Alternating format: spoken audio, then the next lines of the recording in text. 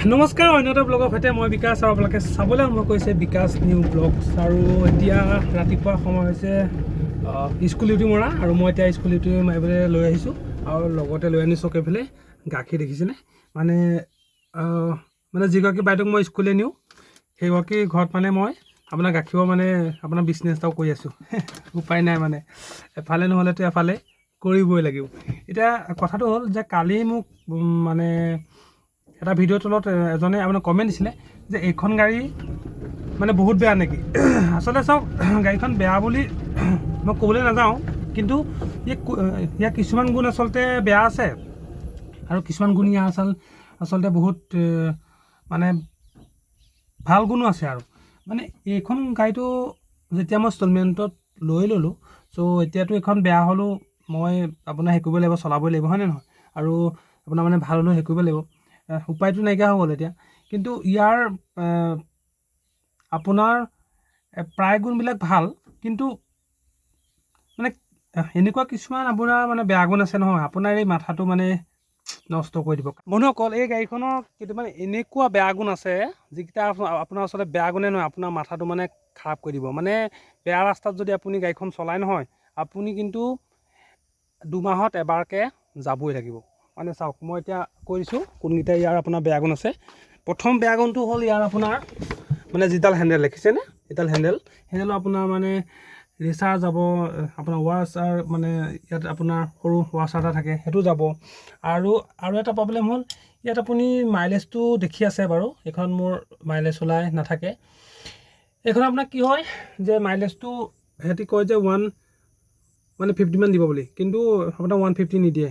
আপুনি top speed যদি 45ত চলাই থাকে, তেতিয়া আপোনাৰ ৰেঞ্জটো কিমান দিব গম হৈছে?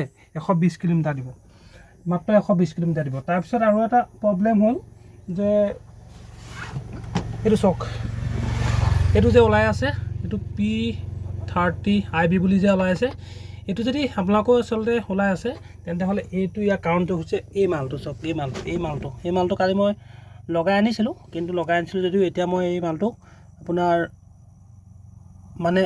খুলি থোৱা আছে। এইটো কাৰণে খুলি থোৱা আছে যে আপোনাৰ এইটো মানে কি হয়, আপুনি গাড়ীখন যদি মানে এনেকৈ গৈ আছে চলাই, এনেকৈ এৰিলে অকণমান দূৰ মানে যাব লাগে, তেতিয়া আপুনি কি হয়, আপুনি ধৰি লওক মানে ফোনটো কৰি ল'ব পাৰিলে। কিন্তু এনেকৈ এৰি দিয়া মাত্ৰকে সেই চেঞ্চৰটো যেতিয়া আপোনাৰ লাগি যদি থাকে নহয়, এইখিনিতে মানে গাড়ীখন মানে সেনেকৈ আপোনাৰ ষ্টপ হৈ যাব। চ' সেইটো একেবাৰে বেয়া গুণ হয়। পিছত যদি একদম গাড়ীৰ স্পীড আহি থাকে ন, ধামকৈ আপোনাক মাৰি দিলে, হয়নে? চ' সেইটো এটা বেয়া গুণ।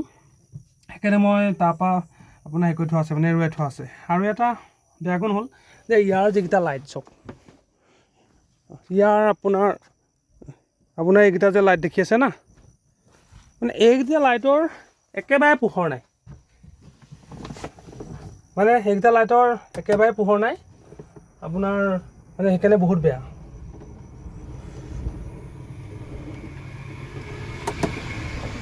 লগতে গাড়ীখন আহিছিলে, মই মানে ইয়াত ভিডিঅ' বনাই আছিলোঁতো, সেই মানে হেডলাইটৰকেইটা ইমানেই পোহৰ নাই, মানে আপুনি কেনেকৈ ক'ম, ৰাতি মানে কোনো কাৰণত একেবাৰে চলাব নোৱাৰে। চ' মই লগাই লৈছোঁ এইকেইটা আপোনাৰ LED লাইট। এই LED লাইটৰ ভিতৰত আপোনাৰ মানে ফেন এখন আছে, চ' বেয়া হৈ নাযায়। এইটো মোৰ আপোনাৰ 3000 মান লৈছিলে, কিন্তু আজিলৈকে মোৰ বেয়া হোৱা নাই।